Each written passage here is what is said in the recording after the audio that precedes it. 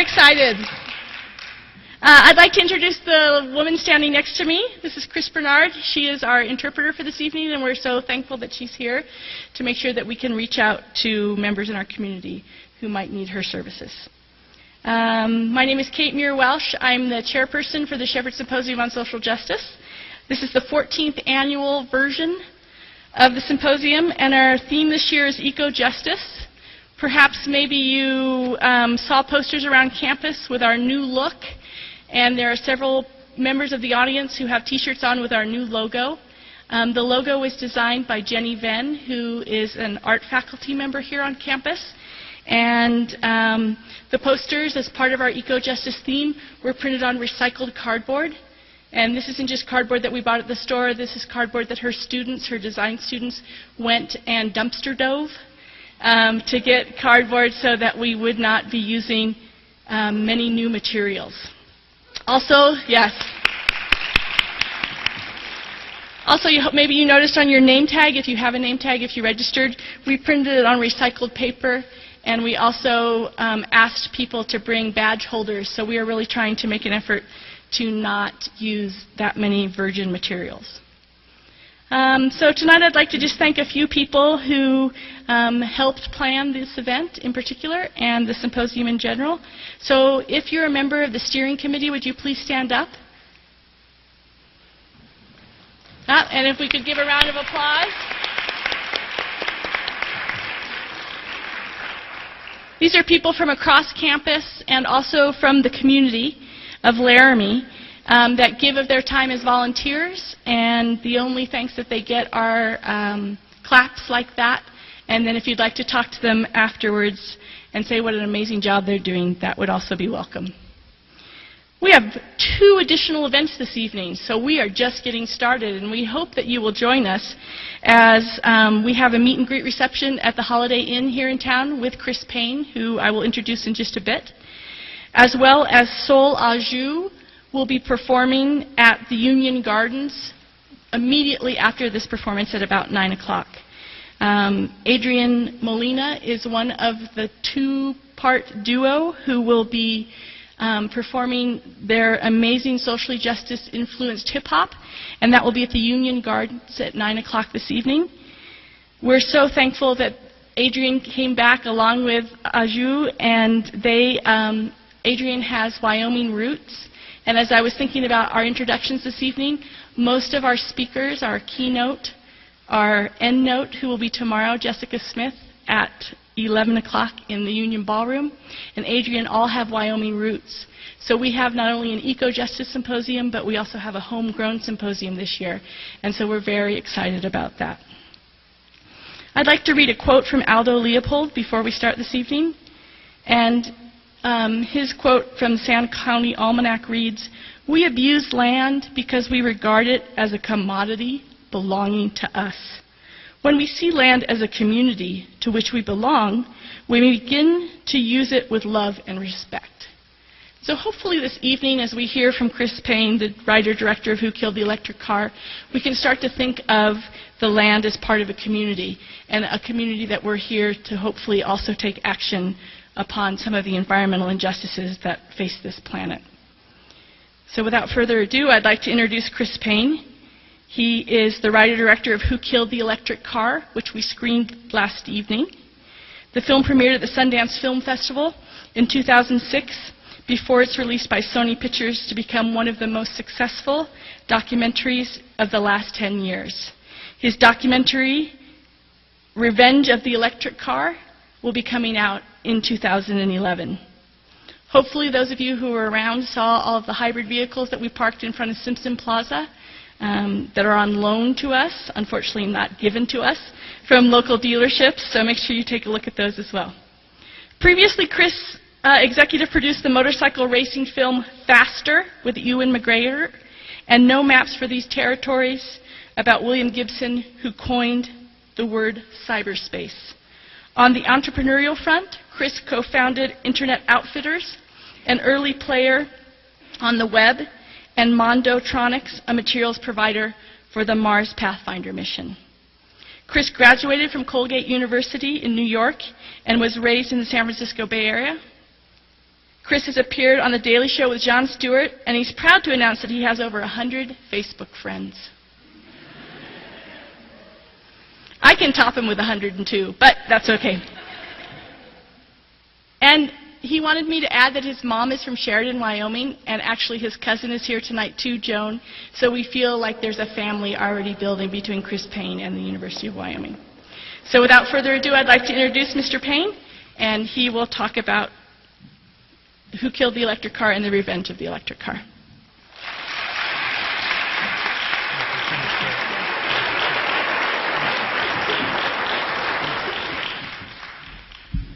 So, well, thank you all for coming out tonight. I have kind of a hybrid presentation, and just based on my half day here and talking to my cousin and reading through the symposium, I thought I would blend in a little bit of another talk that I do about activism, because the work that you're all doing here with on campus and with the foundation, I know we have one representative from the foundation, is such important work in helping to change the way people think about things. And the electric car story that I've had the great privilege of being involved with the last, it's really been a 10-year journey for me, has really taught me a lot about activism.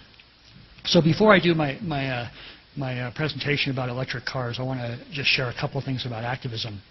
And even before that, I want to ask you, how many people had a chance to see the electric car film either last night or in some other time? Okay, good. So I won't go over the film again. So I assume that most of you have seen it. And I'm going to do this is my Cirque du Soleil part of my performance here. If I move the microphone over to my computer. Can I take this down, this presentation? Okay.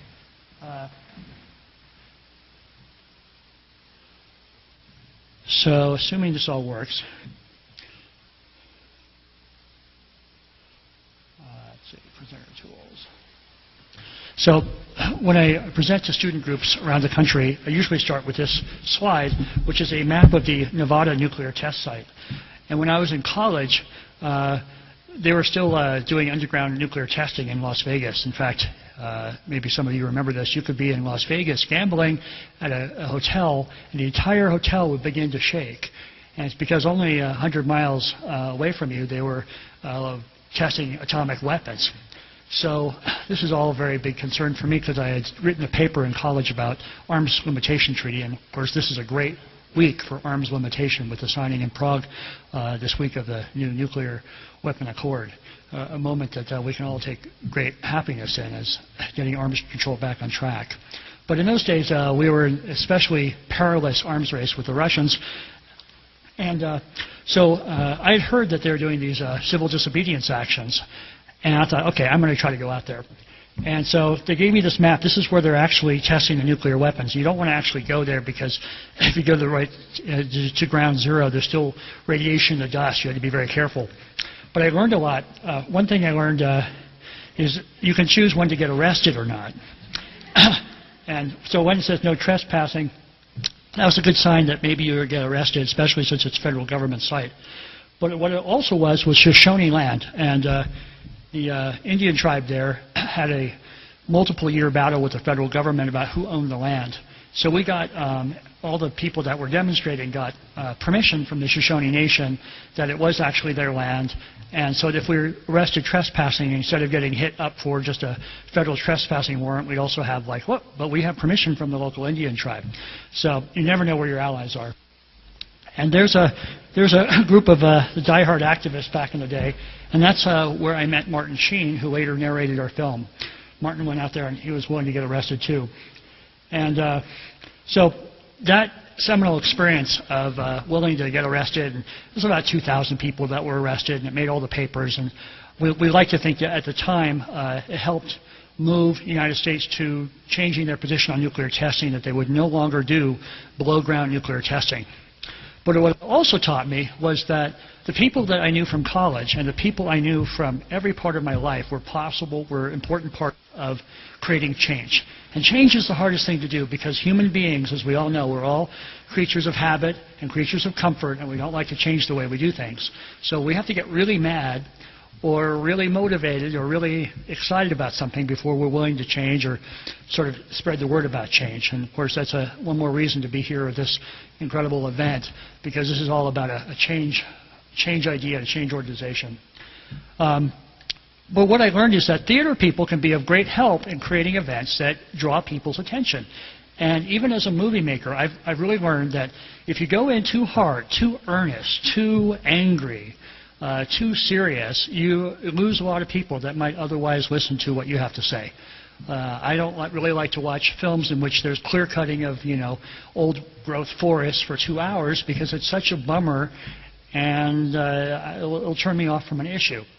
And what theater taught me was bring people into your circus tent with what people like. They like, to be shallow. They like good-looking people. They like jokes.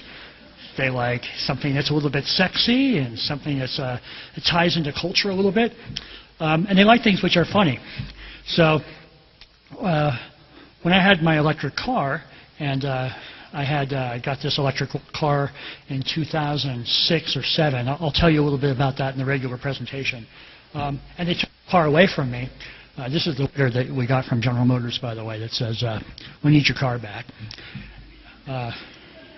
I thought, well, what can we do about this? Because the official reason was that there's no consumer demand, nobody wants the car, and it's not any good. And we knew that the car was really great, that nobody knew about it, so how could they ever have claimed that nobody had a chance to buy one? And we knew something was up. So we started to put on a series of events. Like the first event we put on was this funeral for the electric car that's in the movie. And we never thought it was going to turn into a movie one day. It was, at the time, it was just like, how can we pull attention to this cause? And even with the Tea Party, which is on the other side of politics from where I happen to be, you'll see they use theater in an interesting way to draw attention to themselves. And it's a great tool as activists, we know, to think about ways you can engage the public and try to bring debate to the topic. And so we got some actors involved. That's Alexandra Paul, who used to be on Baywatch. And it led to a series of arrests that were trying to save one of the electric cars from being destroyed. And with all this, we began filming and thinking, well, maybe we can make a movie out of this and we can reach a lot more people than we did just with our one event in Los Angeles, especially since the mainstream media would tend to portray the story in a different way than we had intended. In fact, at the funeral, I remember that, what was this, CNN or someone said, electric car drivers gather to mourn the passing of an era and get ready for hybrid cars, which nobody had said anything about hybrid or hydrogen cars. We all talked about these cars need to be stayed here and the manufacturers need to make these cars. So we thought, well, documentaries are good ways of doing sort of long-form journalism and letting folks on. We rented a helicopter. It was $3,000, which was our entire budget for the year, and we got a tip that these cars were being secretly destroyed in Arizona, and we shot this the day before Christmas, and we knew then that we really maybe had a heavy-duty movie on our hands, especially since the original intention of the film was only in Los Angeles would people have a funeral for their car. That's a funny premise. People everywhere are going to think, that's great. Nobody likes Los Angeles. Everybody thinks cars are sort of silly, so let's make a funeral about it. But now we knew we had something else. So to make a story as activists, we said, we're going to frame this story around the idea of a murder mystery. And this is an image from an old PBS series called Mystery. But the murder mystery is one of the oldest and most revered Western narrative traditions. Everybody likes a trial, so we'll make this into a trial. And we divided all of our scenes into different cards. This is FileMaker Pro. We divided the movie into different suspects and began to divide our movie up. And then we broke the film down into suspects, just like that, like you saw last night or you've seen before. And we ended up with sort of a film noir homage without the film noir budget that would tell the story of this electric car demise. And with the goal of not trying to put General Motors out of business, for example, but with the goal of raising awareness about the issue behind it. And the way we would do it in this case was to get people maybe upset about the fact that these cars were foolishly destroyed just when we probably needed the cars more than ever, and so make some change to happen. That's what happened when Sony got a hold of the poster. They decided they didn't like film noir. They wanted to do more exciting posters. And they came up with this finally, which they said the only thing that the average consumer cares about when it comes to a car is the price of gasoline. So you need to make your movie about the price of gasoline. So that was what they chose when they released the film. And a great moment for us as activists came when a picture from the movie was slated as the New York Times.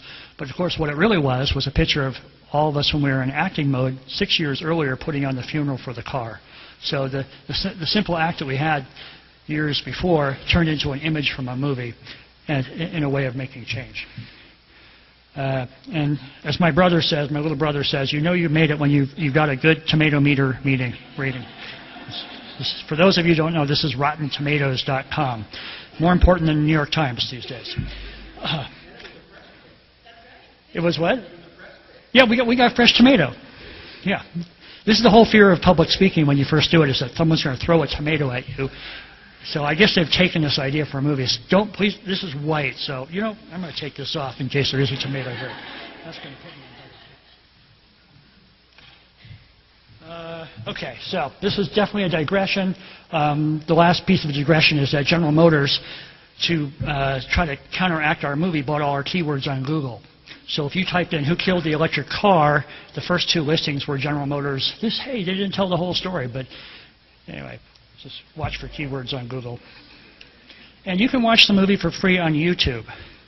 This doesn't help us as filmmakers, but it does help us as activists. And that's one of the great things about YouTube is I've had like the head of Ben & Jerry's or something said they saw the movie on YouTube, which will make our cinematographer want to kill himself because you spend a long time making pretty pictures, and YouTube never has a very pretty picture. What it is good for is getting the film out there without people. Okay, and that's kind of a preview of the next presentation. Does anybody know what movie that is? Iron Man, that's correct. And does anybody recognize the car that's in the back of him there? That's right. It's the Tesla electric car. Tesla was not an official sponsor of the movie. In fact, Audi was. But Jon Favreau, who made Iron Man, wanted to help promote the electric car. So we knew the tide was changing when we saw an electric car sitting in the back of Iron Man. Okay. The theme of the last film was change getting stopped by vested interests. And boy, vested interests are very powerful. Whether you're taking on the auto industry, which is really the internal combustion engine industry, or you're taking on the fossil fuel industry, or any niche that you take on, they don't want to change the way they make money. They want to keep making money the way they made money last year. So if you have a disruptive technology, like an electric car, or a disruptive idea, like let's use land in a different way, or let's change our social paradigms, you're going to come up against everybody who doesn't want any change to happen. But I'm feeling very optimistic as we move into our 3rd year of our new film about electric cars, that this time, instead of change being stopped, change is going to prevail. So that's the end of that digression. And let's see, I'm closing this. Oh, I know what I'll show you. See, I told you it's free form. I'm going to show you a little output of all of us crazy people doing street theater. For those of you that didn't see the film, this is not a clip from the film, but the clip that we took out because everybody seemed too strange. But somebody said, if your people look too wacko that like electric cars, nobody's going to like them. So I always show this to groups of students to see how people of all ages can get together to create a little street theater. I think that the company underestimated the depths of enthusiasm of these users for these vehicles.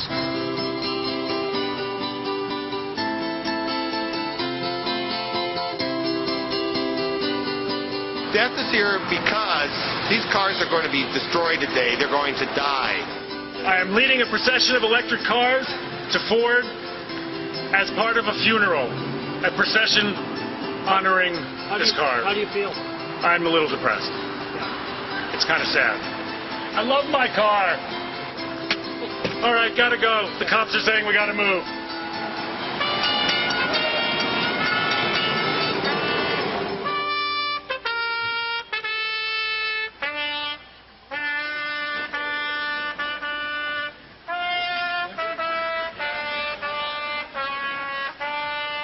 I'd like to first introduce Mr. Mark Geller from San Francisco, a Think driver. I want to thank the technicians and designers of the Ford Think City. It broke me of my addiction to oil. It's not being recalled because of faulty design, a tendency to roll over, or deadly tires. Like virtually all the electric cars, it's being crushed to hide the evidence of its technological success. We have technology to make clean vehicles, and all we need to do is push the automakers to do the right thing. You have to remember the companies back in Detroit, they had issues because of the business problems and so on, and they knew it wasn't a mass market. Car companies are in the mass market business. But the Think didn't come from Detroit. It came from Norway. And when word got out about plans to scrap all remaining Thinks in California, the electric vehicle story went international.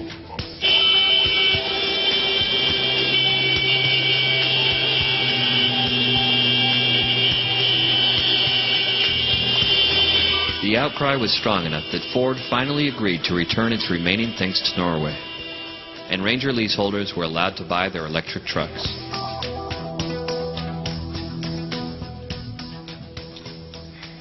So you'll notice at the end of that clip that it's not all just very small Thinks from Norway. There also Ford had a series of Ranger electric trucks that were very practical for a small pickup truck. They had like a range of 50 miles or something, but they worked well on ranches where you had, didn't have to drive that far, and then every night you just charge up at your ranch house or in your barn. If you had lucky enough to have a windmill or something, you never had to go for oil or even plug into the grid.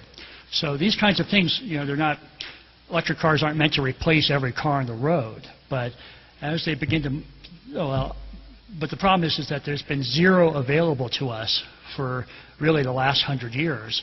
And as you begin to niche them into different places in the economy, whether it's a rancher who just wants a second truck for around the ranch, or someone in a city that knows that they never drive more than 100 miles in a day, or someone who has a second car, it really becomes a very powerful technology, and people get super attached to it like they did in that little clip there. Okay, so here we go. And I'm going to attempt to do this correctly. See, boom. Quick time player, nope. In film school, they don't teach you about PowerPoint. I don't know why it's not working here. Boom. Sorry about this. Let's see, how about that? We've frozen. Okay, so how many people have frozen their computer? All right, well, I've done it right now live in front of all of you. So, what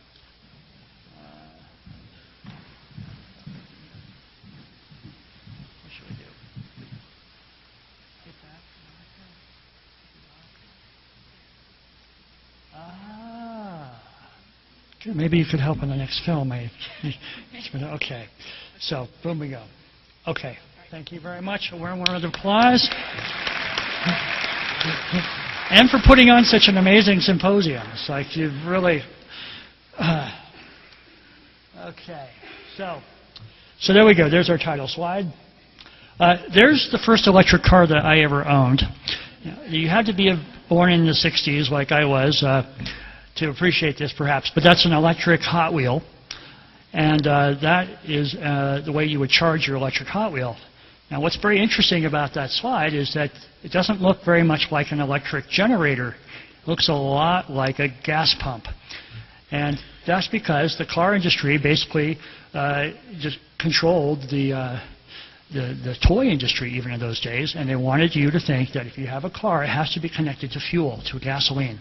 And and you'll notice that today, even the Toyota RAV4 that I've been driving for the last 5 years, when you're out of power in it, there's a little tiny gas tank that shows up. It says, you're out of gas. It's like, but there is no gas in this. So, if you were born even longer ago than I was, you would remember that 100 years ago, electric cars were a big deal. In fact, 1/3 of all cars were electric at the turn of the century, just 100 years ago. And they were a great deal because for people that could afford a car in those days, you didn't have to go to any gas station. You just got to charge it at home. And so there they are. They died out mostly in the 20s because they came up with the electric starter, and gasoline got cheaper thanks to discovering oil in Texas, and they began to really... but not before President Taft and President Wilson had electric cars in their Secret Service fleets, and the U.S. mail used to get divided. It was quite a big thing. More recently, the electric car, the first one I saw really operating was this one. That's an electric car on the moon.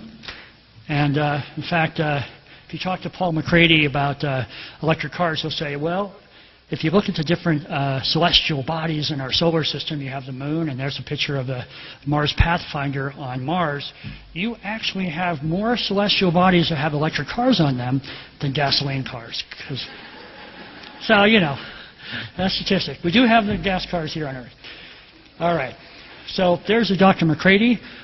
His whole mantra was doing more with less. Brilliant engineer. This picture is of an electric, well, actually, no, that's what I'm talking about. This is a bicycle-powered airplane that his team bicycled over the English Channel in the 70s. He also did a solar-powered plane like that.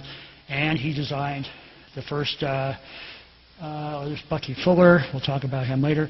The first electric car for General Motors, which I got in 1996 kind of as a lark because I knew that McCready was a genius and I wanted to have a piece of his genius. And since then, I've become an electric car driver now for 15 years, the EV1 on the left.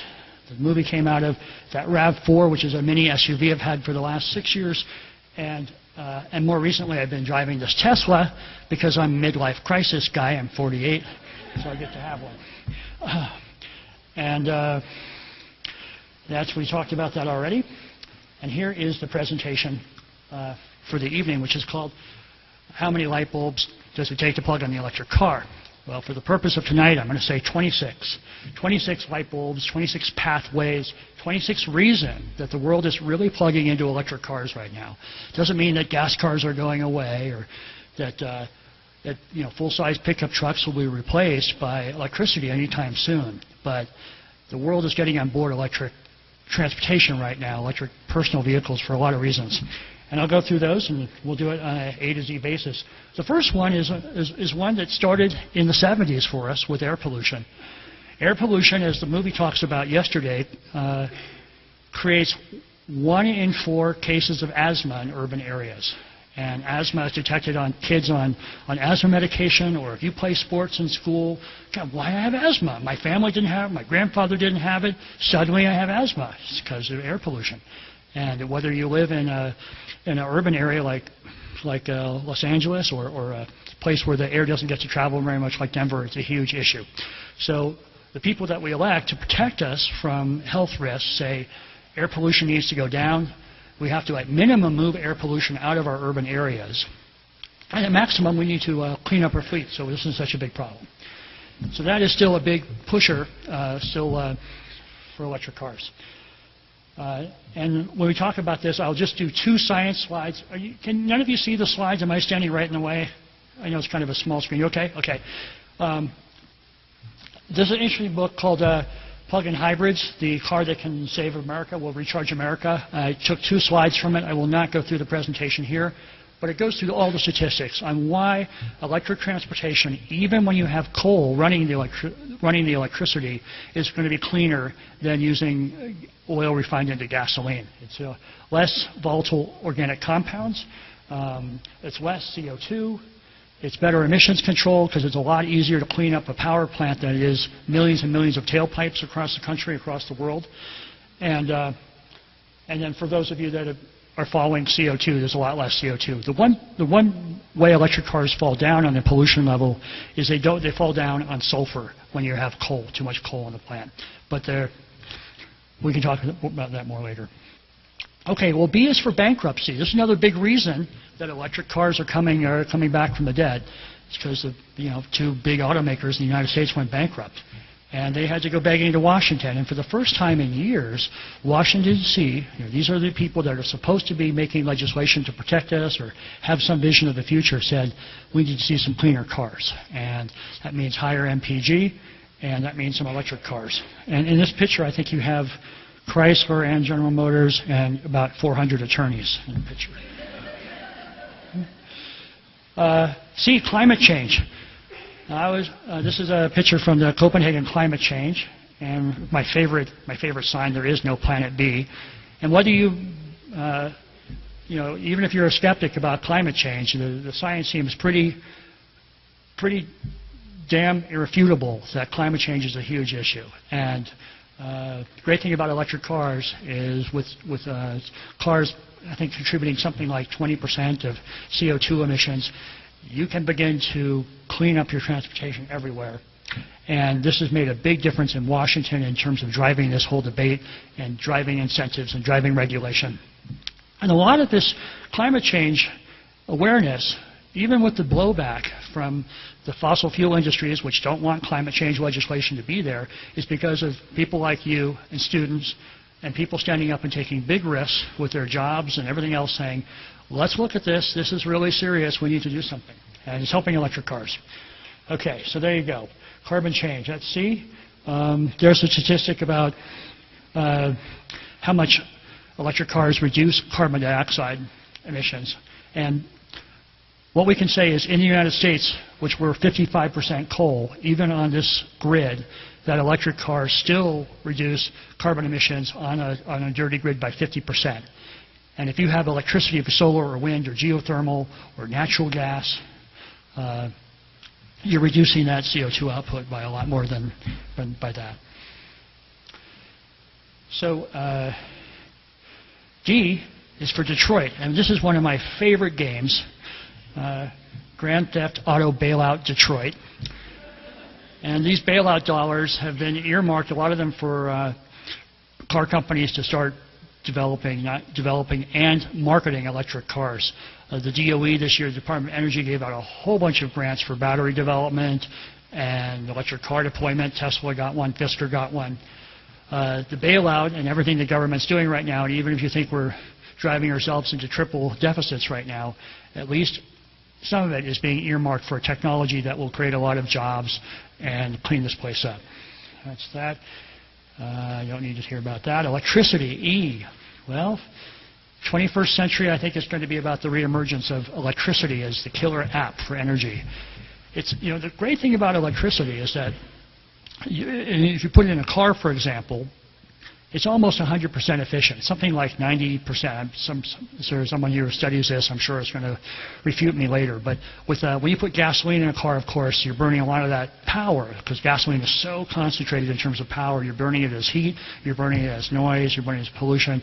Electricity is pure play. It goes right to your power, right to what you're doing. And when you can make electricity directly and put it right into your car, it's a very, very clean equation. So as we rebuild our electric grid, and that includes in every state in this country which hasn't really had a rebuild to the electric grid since the 1930s, I think you'll see electricity and movements around electricity helping electric cars out a whole bunch. We noticed, for example, in Europe that the #1 buyers of electric cars, even at incredible prices like $50,000 and $100,000, are utilities, because they just pull in, they just get all their power for free. And for those of us who have to buy the electricity, like in California, I pay about the equivalent of $1 a gallon for my electricity, and that's buying it from Department of Water and Power or Southern California Edison. It's a lot cheaper than gas. What I paid more for up front, especially in these early edition cars, is for the car itself. But the energy is almost nothing. And that goes for repairs, too. We'll talk about that in a second. Okay, F, future.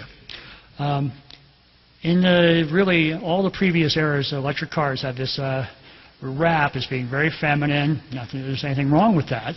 But the Simpsons do a very good job parroting the image of the electric car. We'll see if this works. If it doesn't, I'll run the quick time of it. The idea being that in the 1900s, 100 years ago, the people that bought electric cars were women who didn't want to get oil on their hands and on their clothes, and doctors who had to keep their hands clean for professional work. But when the gas car came, you men were super excited because not only did they make a lot of noise and they could extend their masculine power for blocks, it's like you get a good roaring engine, everybody knows how tough you are. And there's all kinds of primal signals about how tough it is. And this is sort of just extended right into the present. I think what you're seeing now is as cars come to the marketplace, electric cars, they're not all looking like Priuses. I mean, I don't have a problem with a Prius, but you don't need to have something that looks kind of odd or unusual to work. It's a car. Okay, with that introduction, I'll see if I can push the button, right? Welcome to the electric car of the future, sponsored by the Gasoline Producers of America. Hello, I'm an electric car. I can't go very fast or very far, and if you drive me, people will think you're gay. One of us. One of us. Well, of course, being gay is going to be a good asset for the electric car, I would say. But the Simpsons have always been on top of it. In fact, if you watch all the Simpsons episodes, if you're a real true believer, you'll see that they're big advocates. The writers there really understand it. So let's see. G is for geothermal. Our film, we're trying to shoot electric car stories all over the world, and one of the most fun ones is in Iceland, which is 100% on geothermal. Iceland, like Yellowstone Park, is one giant top of a volcano. There's a lot of geothermal power there. And in fact, in Iceland's case, it's 100% of their electricity comes from steam. So much so that at this geothermal vent, in the background there, you'll see the actual geothermal plant, which is making clean energy. And in the foreground is the resort, where you can go and have a steam bath. And so it's not too many power plants that get put right next to resorts. But in Iceland, is a great example of that. What was I going to say? But the irony of Iceland, this is so great, is that Iceland has 0 electric cars right now. They import all their oil because the car industry and the fossil fuel industry is so entrenched there that they're all buying what everybody else is using. So they have a big incentive to start using their free power. H is for horses. Now, why would horses be part of the reason for the electric car coming back? Anybody have a quick guess? This is such a hard question. Well, there you go. I mean, the reason for horses is kind of is about change. You know, 100 years ago, again, the horse was the thing. And Ford, even when Ford got mass production going for gasoline cars, when they interviewed Ford, he'd go, well, if people had asked me what they wanted, they would have asked me to make a better horse. Because that's what people were driving. Give me what I'm already used to. I'm used to a horse. And horses, were actually a big pollution problem 100 years ago. If you're in New York City, they had so much manure. There's like manure. Every time it rained, it'd be like manure world. It's very difficult. And you go, hey, look at my incredible gas car. All this little harmless smoke coming out the back. You want one of those. It's going to be a lot nicer in your fancy neighborhood. And when you saw the skeptics talk about how cars would never be adopted, and then you see what happened and how the horse got displaced for better or for worse, you can understand that even though we're all very grouchy people that don't like to change ever, big changes do happen.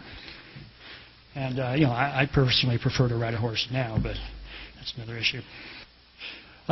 Another great concept for understanding why electric cars are coming back is this concept of islands.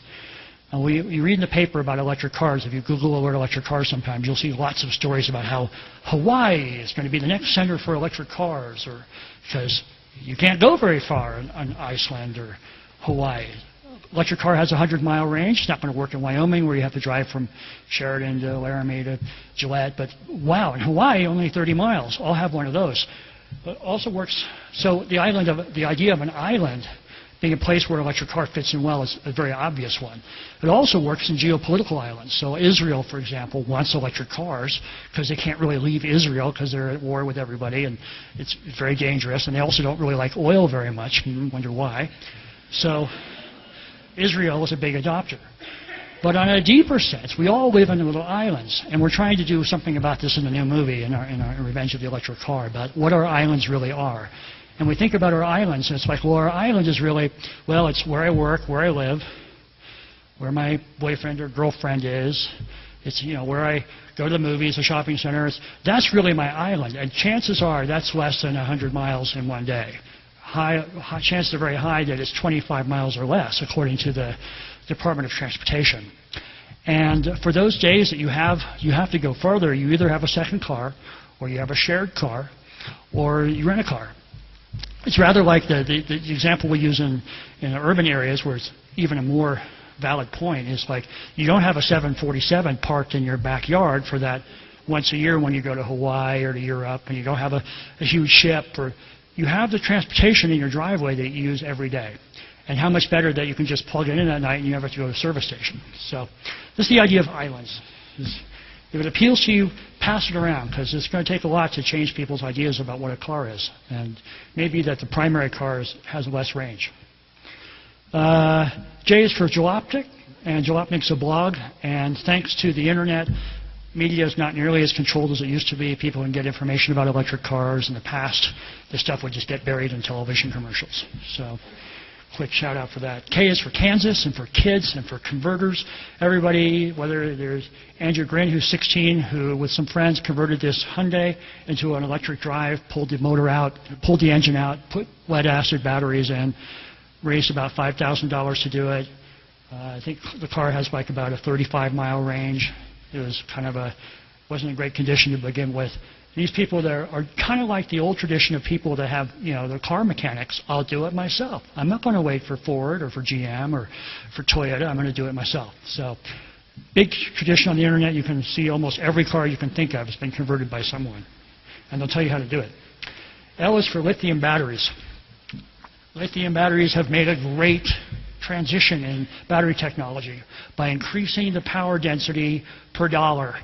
Every dollar you spend on a battery now, you get more power out of. Kind of like computers, how performance has increased. And if you look at the scale, it's probably not easy to see it, but the introduction of the EV1 in 1994, lithium was less than half as powerful as it is today. Well, why has lithium gotten so powerful and so much cheaper? Well, it's all thanks to cell phones and laptop computer batteries. You guys have created a massive industry by buying cell phones and laptop computers. And that technology and those reductions in charge and the ability to make batteries in mass scale have made prospects for the electric car a lot better. That is the lithium battery power pack inside a Tesla sports car. It has 5,000 laptop computer batteries in them, and they stack them all up like that. And instead of an engine, that's what's inside a Tesla, that and a motor. And the Tesla goes 0 to 60 in 3.6 seconds and has a range of 210 miles and even looks pretty good. So that's helping to change this idea of what electric cars are, even though it's not affordable for most people. Money. Well, money makes the world go round. Not really, but it certainly makes business go around. And there is a lot of money to be made in electric cars. This is why you're seeing them come out. This guy here on the left is Carlos Ghosn. Now, how many of you are business school students here or study economics or business? Wow, you're so lucky. Okay, one. Good. Well, this guy, if you're ever feeling like your self-esteem needs a challenge, he's the CEO of Renault and Nissan. He used to run Michelin tires. He's half Lebanese, half Brazilian. He lives all over the world. He lived in South Carolina for a long time.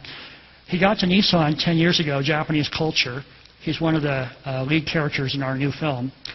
And he turned Nissan around in about 3 years. Last year, he committed $6 billion of Nissan's money, and basically their entire brand, to coming out with a pure electric car. And anybody know the name of it? The Leaf. Are you one of those students that sits in the front row? Okay, well, you deserve to.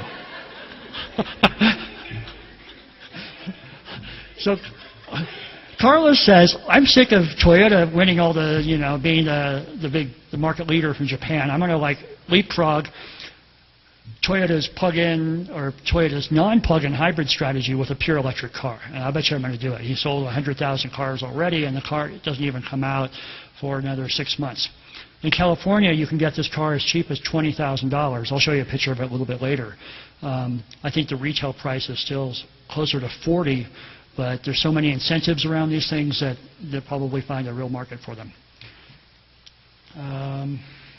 National security, we don't have to talk about this too much. It's important. We don't like where oil comes from generally, at least the politics of it. And we send $1 billion out of the United States into other countries every day.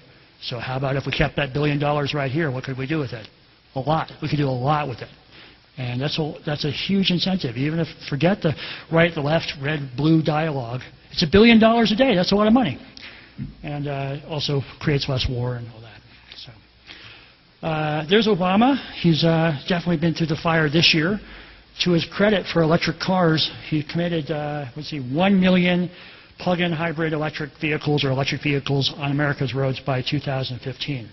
So let's see, it's 2010 now, so we have about 5 years to get there. And most serious analysts think we're going to do it. And a lot of that is just top-down leadership. So he read the paper, and he said this is going to happen, and I think it's going to. It helps that he's passing out money in the right direction, at least on EVs. Okay, who's got a Prius? Okay, there you go. I even have a Prius, I have to admit. It's a pretty good car, isn't it? Well, the best thing about the Prius for Joe America is that the Prius, anybody who sits in one, gets the experience of kind of being in an electric car. And that graph there, the energy monitor thing, it's like if you like TV, now you can drive and watch TV. Well, actually, you just watch this energy monitor. And the whole time you're driving, you see when you're burning gasoline and when you're not. And it turns you, if you're at all compulsive, suddenly you're like, oh, I don't want to use any gasoline. And how do I just make that battery work? The battery in the Prius is completely wimpy. If it was just that battery, that car could go maybe 2 miles or maybe 4 miles if you're really good. So it's not very much, but it adds up to incredible efficiency. The car goes 40 miles per gallon, something like that. And it gets people familiar with, maybe I could drive something with a battery in it for drive. So that's my shout out to Toyota, one per show. That is a picture of the Leaf, I think. Is that the Leaf? I think that's the Leaf. So pretty good looking car for the cars that it competes with. And when people see that electric cars aren't just conversions, or they're not just a crazy car that your neighbor drives or something like that, that it looks like this, it's going to really change the dynamic about electric cars. Regenerative braking. Well, what is regen braking? I'll have Bob Sexton tell you about regen braking.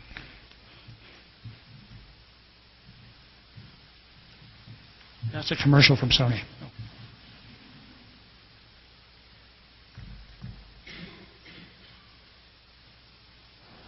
The brake industry is a multi-billion-dollar industry just in itself. And the EV1, it never simply wore its brakes out through normal usage because of regenerative braking, which is a system that was built into the car, to whereas when you would let off the accelerator, the motor itself would slow the car down. It allowed the brakes to last a long time, enough to where in all that time I never serviced brakes on EV1. Now, this would be a catalytic converter. This is required by federal and state law just through the necessity of squashing emissions, tailpipe emissions, to try to keep our air blue. As far as tailpipes in itself, in order to keep a car quiet, you need one of these things. And this is also known as a muffler. Because without one of these, your car would be a very noisy operation down the street. So basically, what you're looking at is a tailpipe right there.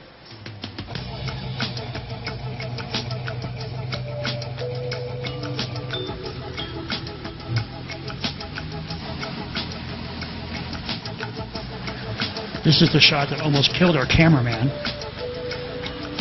Do not try this shot at home, and make sure the cameraman is well strapped into the car before hitting the highway. That's my tip. The regen braking is an amazing thing. $50 billion a year business in America doing brake jobs. And electric cars, you almost never have them, because when you step on the brakes, the power goes back on your battery. In an emergency situation, you need your ABS, you want to stop fast. Yes, that uses brake pad. But generally, you're just recapturing that energy. And that goes right down the line for a lot of things on electric cars, which make them very good from a consumer point of view. The total cost of ownership over 5 years, even if these cars cost $40,000, is highly competitive with the gas industry, because there's no tune-ups, there's no carburetor, there's no air filter, there's no engine, there's many fewer parts. I think the average internal combustion engine car has 342 parts. The average electric car is like 82 parts, and only 3 or 4 of them move. So I wonder why so many people didn't want the electric car when it came out. So that's why it's considered a disruptive technology. But the good thing for the economy is that when you start building a new kind of a technology like this, it creates all kinds of other jobs. Okay, that's R. What a great presentation this is. You know when it's going to be over. S, T, U, V, can't be too much longer. Sun. Now this used to say solar power. Now I just say sun power because my ultra green Nazi friends said, oh no, it's sun power. It's green plants as biofuels. That's changing the world. And it waterfalls, makes hydroelectricity from that. And you get wind and all this stuff. You know, of course, everything comes from the sun, even our fossil fuels or plants that grew a long time ago. Even nuclear fuel is from other stars a long time ago. But sun power and the massive investment, Arnold Schwarzenegger's committed California to a 1 million roof policy. There's a lot of places that work that have a lot of sun that aren't using it, and the cost of solar panels is coming down. That's my roof there on the lower right. That retail cost of that system is probably $20,000 or something. It's on the internet. You can see when I'm using power at my house or not. It's fantastic. It charges my house and it charges the electric cars I have. So it's coming. That's a picture of the internet site that has my power use, my roof. And one thing that's bad about it is when I have a party at the house, I have kind of an entertainment house for doing events. Friends call up and say, hey, I see you're having a party at your house because you're using a lot of power. How come I didn't get invited? So that's a bad thing about it. T is for Tesla. And there's the Tesla sports car that I'm lucky enough to be driving right now. And on the right side is me getting busted on the first night I owned it. The Tesla just got $480 million to build a more affordable car, which was their plan from the beginning, called the Model S. And that car is coming out probably 2012. It's more like a Lexus. It's not an impractical two-seater. It doesn't go quite as fast, but it's a beautiful car. And because there's no engine in it, there's a lot more room inside, passenger room for people to sit inside of. Elon Musk, who's the owner of Tesla, really has a great vision for the future. And we focused on them for our new film. There's Elon Musk himself sitting in front of his other company, which is a rocket ship company. Yes, I kid you not. Utilities. Now this picture is, as you know from the first film, for those of you who saw it, utilities really got railroaded by the Western States Petroleum Association, who said, you don't want to make people pay for charging stations, what a ripoff. And they created all these phony consumer groups and said that people were against electric charging stations and so forth. Well, this time the utilities are not sitting around. They're really up, and they understand that they can get a really big piece of this business from the oil industry if they're smart about it. And I think that you'll see a lot more and hear a lot more from utilities. They're not all good, of course. Utilities can be as bad as the next guy.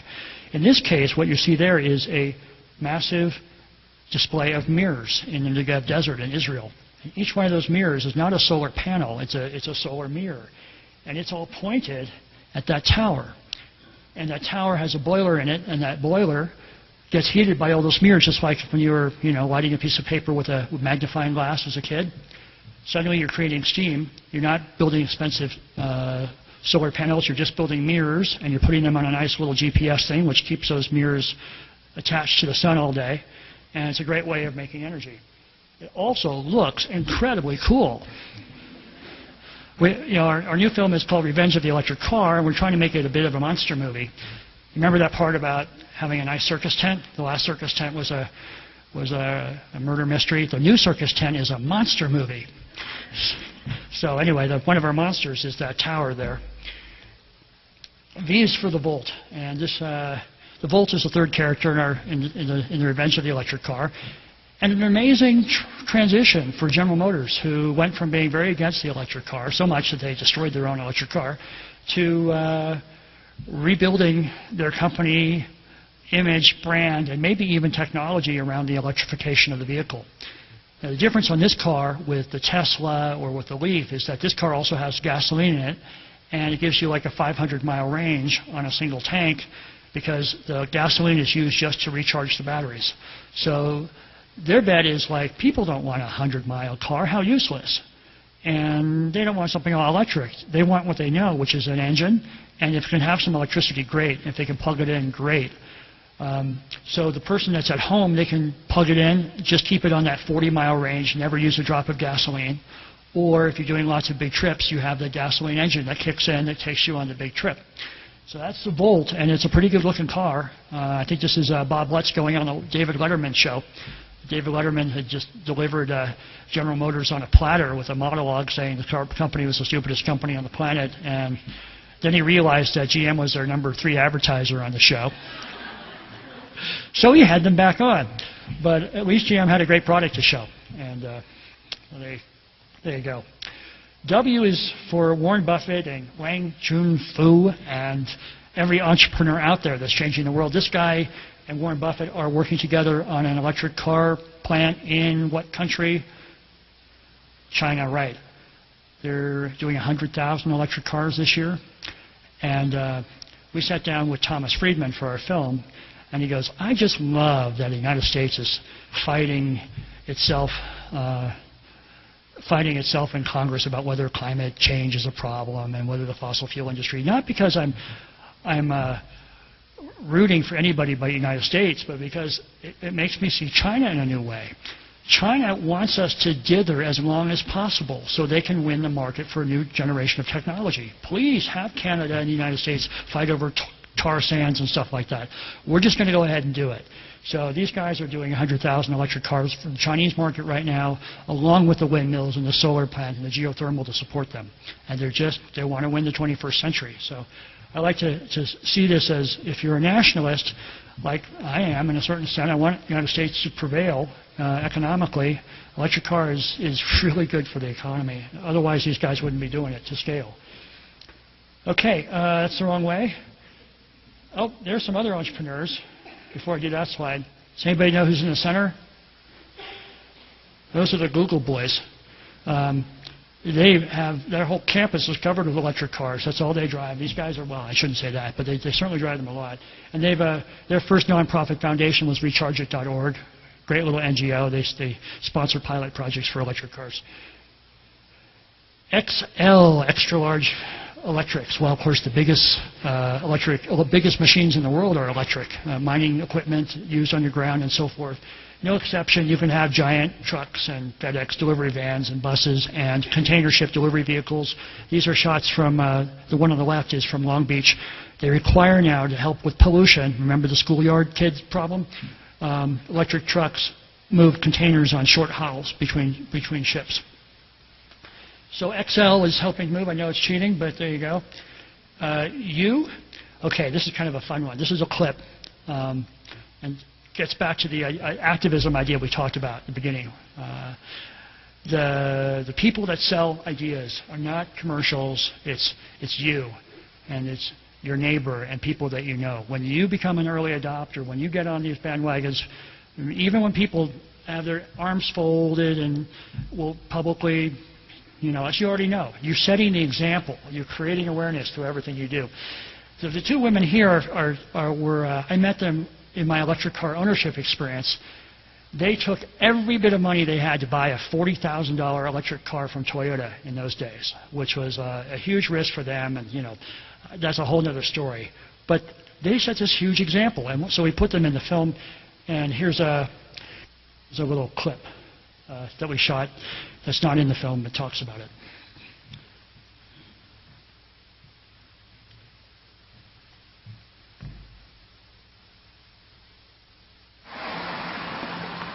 It's a very practical car in a lot of respects.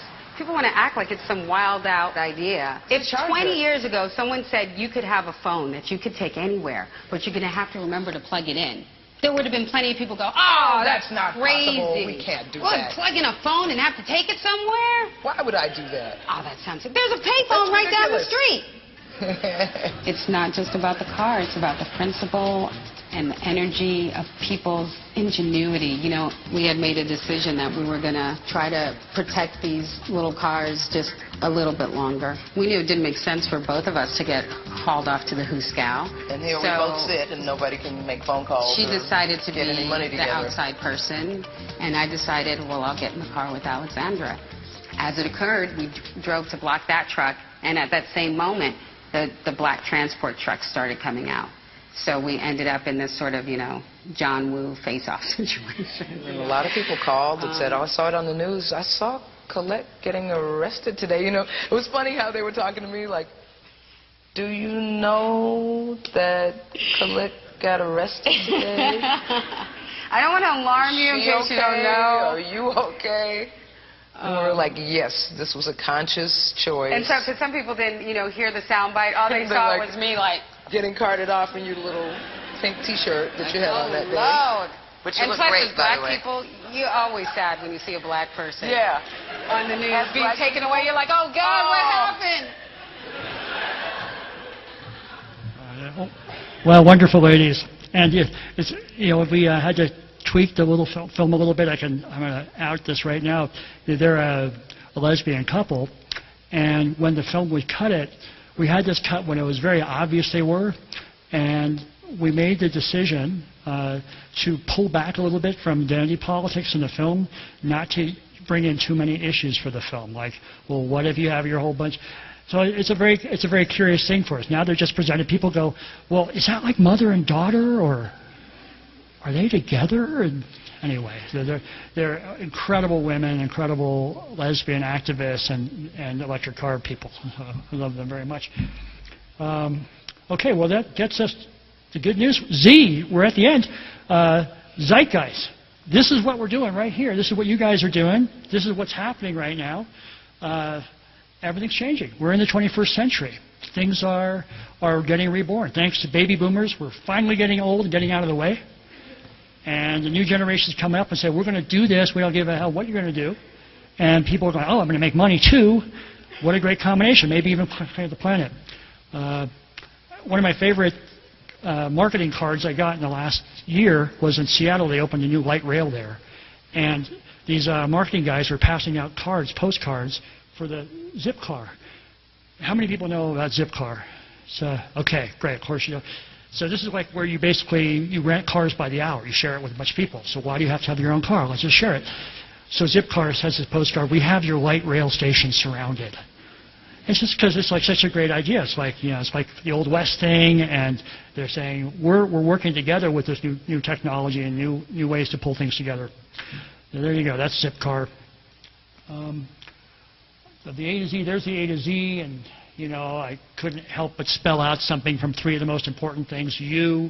Electricity, energy, and sun power. These things are making electric cars come back. And thank you very much for your attention today.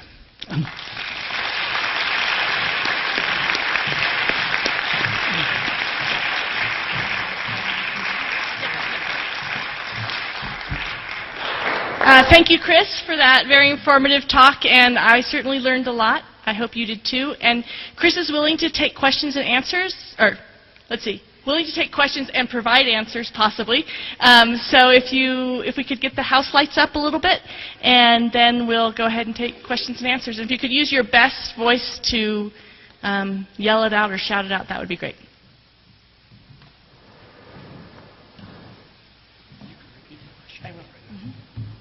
Yes, go ahead.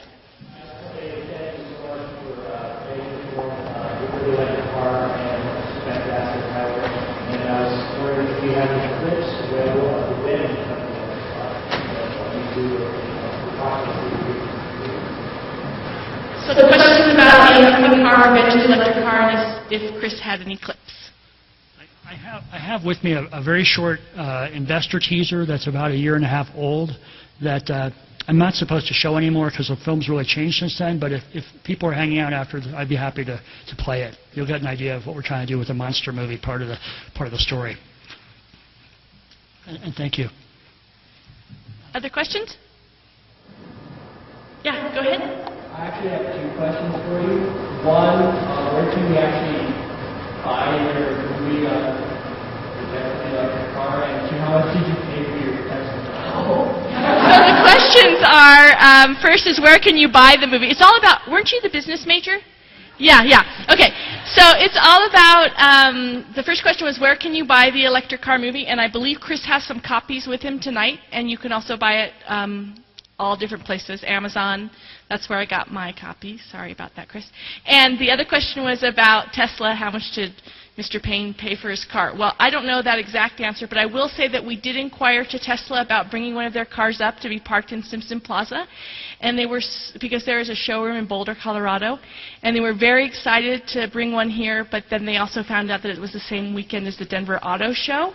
And so when you're weighing against possibly selling cars, they chose to go to the Denver Auto Show. But I'm not sure if you want to answer that question. Okay, I'll just answer. Okay.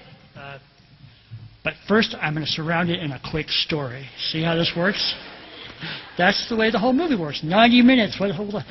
So the quick story is we spent making the electric car movie about $50,000. That was how mad I was at General Motors. So I put $50,000 together, and we filmed for about 3 months, and we filmed the last day of the electric car before it was destroyed, all the windmill shots we did. And I said, that's it. I'm not going to spend a dime more. It's like way more. And I started taking that trailer around. And I met this guy, Dean Devlin, who made a movie called The Patriot, Independence Day, you know, big Hollywood, mogul type guy. He goes, you know, my dad just passed away, and his most important thing in his life was the electric car. And when GM took it away, it was devastated. I want to do something to honor him. So he put up $1 million to do this film. This is why Sony released us and everything else, because we wanted to get the film up to a high enough level, get the music license, all that stuff. And at the end of the film, he goes, you know, you're going to have to buy Tesla. And I go, what do you mean? He says, well, we have to do the walk. And I know that you probably, the 3 years of work, you probably put together $100,000, which is how much we had to pay. He says, we're going to do it. And I'll tell you, Chris, at the worst, even if Tesla goes under, you're going to have a collector's item. So I kind of got backed into it, and they had our money for 2 years. And you know, we all thought if that company goes under, there goes all that money. But I wanted to keep my relationship with Dean. And it really has been I've had the car for 2 years now. It's been amazing. And I do hope to be able to sell it at a profit at some point. But there you go. There's my answer. The next question was a rather personal one. How many speeding tickets have you gotten? Okay. That picture, I didn't actually get a ticket, amazingly enough. We got pulled. I was trying to impress a girl, of course. I just driving, and we went up to Malibu, because if you live in LA, you go to Malibu, and wow, isn't it fast, and what great cornering and all that stuff. And half an hour after I realized that my impressing wasn't getting anywhere, in fact, her question to me is like, do you have a bicycle? She wanted to know my bike. So anyway, we got to Burbank, and I was just driving home, and suddenly, squad car, all the lights going, the red ones and the blue ones. So I thought they were probably phoned in on a radar stop in Malibu, and they called the Burbank people. So he pulled over, and the guys got out. 3 officers. They all had their guns not pulled out, but they all came wandering over, and the guy goes, is this one of those electric cars? And I went, yes. And he goes, I told you. So I thought, I think he's breaking the law by stopping me on this, but I'm not, you know, that was it. Go ahead, Sheila. I have a colleague who runs a website called solarchargedriving.org. And so I'm wondering how much of your film looks into the issue of, you know, developing your own energy through solar, wind, and whatever, and then charging your car until you're basically off the grid. So Sheila, who's also a filmmaker, she showed Soul Journey this afternoon, is asking a question about solar, what was the name of the website? Solarchargedriving.org, and is asking Chris about, is there anything in the movie that looks at sort of generating your own electricity to power the electric car? Yeah, that's a great question. Well, solar, of course, is a great part of the renaissance that's happening now, we hope. In fact, I have a little clip I'll show you just at the very end of this from Stan Oshinsky that was in the film. Stan and Iris Oshinsky, they're the oldest people in our film, but students tell me that they seem like the youngest people in it. And this little clip of them giving us a tour of their solar factory has a little bit of that feeling. We are going to cover that to a certain extent. A lot of it comes after environmental concerns like long tailpipe. Like if you have an electric car, you're just sending your pollution to a power plant somewhere else. So when you have solar, there is no tailpipe. And if you have solar on your roof or something, it's like no transmission loss because it's goes from your house to your roof right to your car. So we'll cover that somewhat, but the problem is if we go into too many issues, then you're also doing a film about flexible fuels and hybrids, and we're trying to keep our story pretty much on sort of the charisma of change is what I'm trying to do it on. Here's my should we look at the charisma clip? Yeah, this is these speaking about charisma. This is right here, Stan and Iris. What I like to say is that to the young people out there in the world, if you have something, you want to make it happen, then go out and fight your life for it and do it and show it. Don't talk about it, do it. This plant is capable of making 9 miles in a single run, and this machine is longer than a football field. It's my favorite view of it because I believe, as a machine builder anyway, that it's sculpture, it's beauty, it's art. I wouldn't mind having one of these in my living room, actually.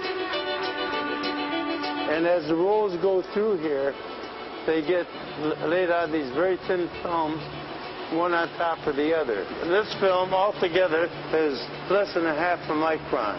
Solar is back? Solar never went away. What was back was backward thinking, not the solar was going away. Well, this is the end of a roll. The world's longest complete photovoltaic solar cell by orders and orders of magnitude. When you're changing the entire energy equation, you're building ancillary industries all over. Every one of these is a roof. I'm not competing against anything else. I'm competing against fossil fuels. And then it's $1 trillion a year market, not billions of dollars a year. It's one thing to agitate, and I believe in that, but it's a hell of a lot better to educate. And that's what we believe in. And you can't take it away from our own personal motivation, which is that's what we want to do. We really want to build a better world. Now, what's wrong with that?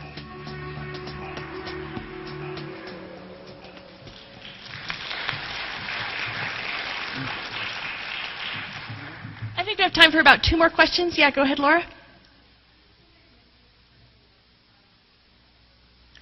The question is, when do you expect the electric car to become more affordable? Well, Nissan's doing the best job of that right now. And it's probably in the next 2-3 years. I mean, what's affordable? Is it $12,000 for a car or $15,000 for a car? A lot of business models are changing a little bit, especially in urban areas. It's like, I really don't need to necessarily own my own car.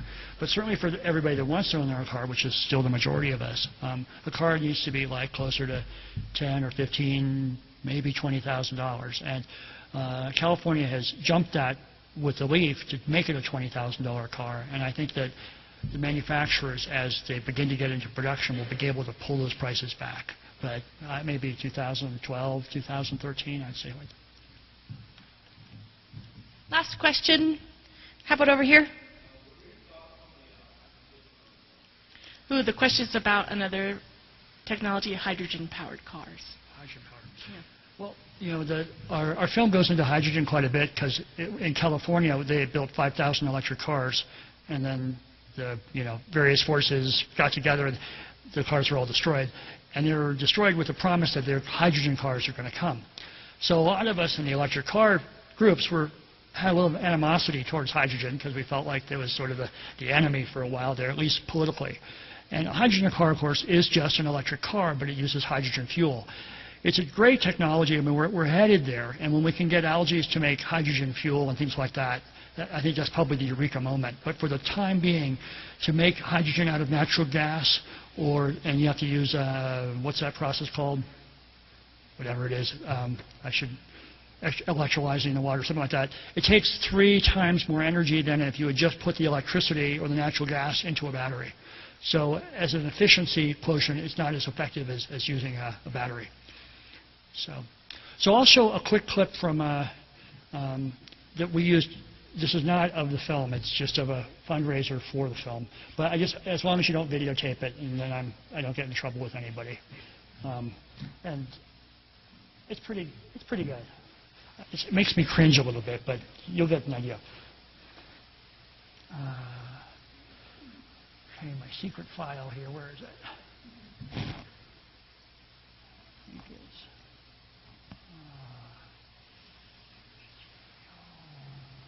what's it called? Revenge trailer. HD. Okay, I have to make sure I have the right one. Okay, I think it's this one.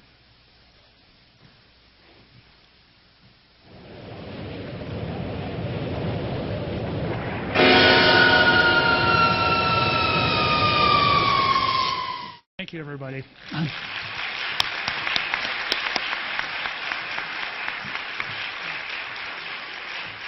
Chris, we just have a couple things for you to remember us here in Wyoming. First is a copy of our poster. I found the smallest one for you to pack home with you.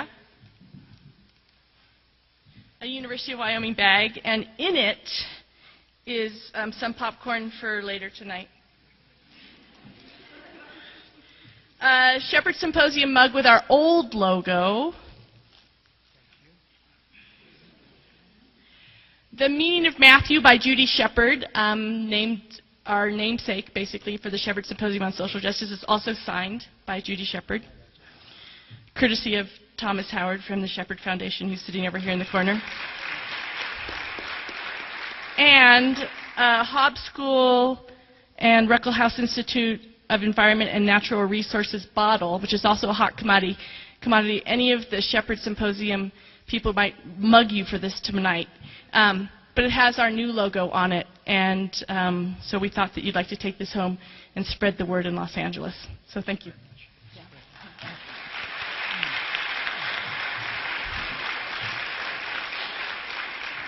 So like I said earlier at the start of this evening's talk, we have 2 additional events this evening, which, being old like I am, I hope I'm going to make it to them. But the first one is that we'll have a meet and greet reception with Chris at the Holiday Inn in the sort of bar area. And there may be some drinking involved, but I'm not sure. And then another event that we would invite everyone to as well is, and that's starting at about 9:30 tonight, is the meet and greet. Chris will also stay down if you have questions here, and he also has some movies if you'd like to purchase one. And then the second event is Sol Ajou. Adrian Molina will be performing with his partner Ajou at the Union Gardens, and one of the best DJs.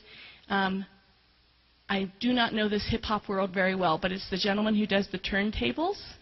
And he is supposedly one of the best in the world, as Adrian says. Now quit laughing at me. Hey, I'm just proud that we brought them here because they are a homegrown group, and we're excited to bring them back to the Shepherd Symposium again. They'll be starting at 9 o'clock this evening in the Union Gardens, the basement of the ballroom, the basement of the Union. And last but not least, we had a little mini reception at 7 p.m. this evening in the lobby here, and I believe the caterings of Laramie people, Ron and Susan Maverick, they left all of the treats for us, so if you need some brownies or some cookies or some cheese, there's some up there too, so please do not let that food go to waste. Again, thank you on behalf of the Shepherd Symposium on Social Justice. We're not over. We still have events tomorrow in the Union, so we encourage you to come to our concurrent sessions, which start at 8 a.m. tomorrow morning, and we will end with Jessica Smith, Dr. Jessica Smith, who's an adjunct faculty member here, and she'll be talking about energy and sort of the networks that go around energy consumption here in Wyoming, and she's been in the symposium for many of the sessions, and she'll be tying it together in our end note. And last but not least, the Shepherd Foundation and the Shepherd Symposium on Social Justice are having an equality dance tomorrow night at 8 o'clock in the ballroom. There'll be lots of great DJ from Denver will be here. We'll also have a live performer named Catastrophe who will perform, and that will start at 8 o'clock tomorrow night. So the party never ends with the Shepherd Symposium. Thank you again, and have a wonderful evening.